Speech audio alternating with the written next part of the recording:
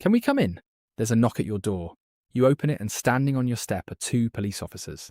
And they say the four words that catch almost everyone out. Can we come in?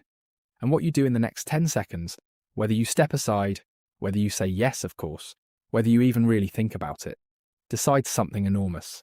It decides whether what happens next inside your home is lawful, or whether you have just quietly handed away one of the oldest and strongest protections you have in this country. Because here is the truth that most people never learn until it's too late. Your home is not like the street. The police cannot simply walk into it. There are strict rules about when they can cross your threshold and when they can't. And the difference almost always comes down to one of three things. And by the end of this video, you're going to know all three. You're going to know the exact words to say at your own front door. And you're going to understand the one mistake, the one most people make within seconds that throws the whole "who I am" protection away. I'm Oliver Bennett. I'm a criminal defence solicitor. Here in England and Wales, 15 years of standing next to people at the worst moments of their lives. And I promise you the number of times I've heard someone say, "But I just let them in. I didn't think I had a choice," is heartbreaking. Because they did have a choice and nobody had ever told them. So, let me be the one who tells you. Let's start with why this matters so much, because I want you to really feel the weight of it. Your home is your castle. In law, your home is the most legally protected space you will ever stand in. We have a centuries-old idea in this country that a person's home is their castle. And it's not just a saying, it's baked into the law. Your right to a private home and family life is protected at the very highest level. What that means in practice is simple but powerful. The threshold of your front door is a legal line, and the police need a proper reason, a real specific lawful reason to cross it.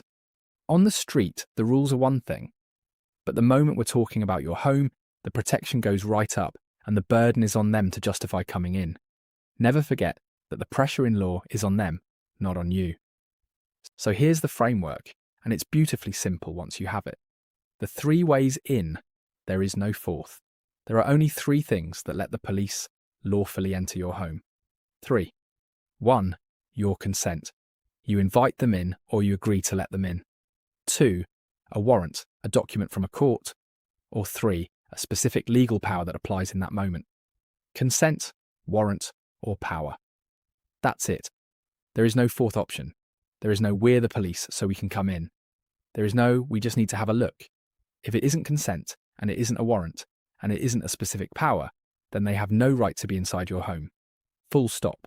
So let's take those three one at a time, because each one has a trap or a detail that you need to understand. The first one, consent, is the most important, and it's the one that catches the most people. So please really listen to this part. Consent means you key one. Consent, the trap, gave them permission. And here's the thing that stuns people. The vast majority of police entries into homes happen by consent. Not by warrant, not by force. By people simply saying, "Yes, come in." Or, and this counts too, by just stepping back and opening the door wider and letting them walk past you. That is consent. And the moment you give it, a huge amount of your protection evaporates, because now they're inside lawfully with your permission. And they can act on what they see. So when an officer stands at your door and says, "Can we come in?" understand what that "can we come in" is a request question really is. It is a request. It is them asking, because in that moment, they may well not have any power to do it without your permission. If they had a warrant, they wouldn't be asking. If they had a power, they'd be telling you, not asking. The very fact that the words are "can we come in" is often the biggest clue you'll ever get that the choice right then is yours. And I want to be clear, because I'm not here to make you paranoid or rude. You are perfectly entitled to be polite. You can be calm. You can be respectful. You can talk to them, but you do not have to invite them into your home. You can say quite pleasantly, "I'm happy to talk to you here." You can step outside onto your own step, pull the door closed behind you, and have the entire conversation there. You can speak to them through a window or a slightly open door. None of that is obstruction. None of that is suspicious in law, and none of it is rude. It is simply you choosing not to give a permission that is yours alone to give. And here's something most people don't realise. Even if you do let them in, consent can be withdrawn. You can say, "I'd like you to leave." Now,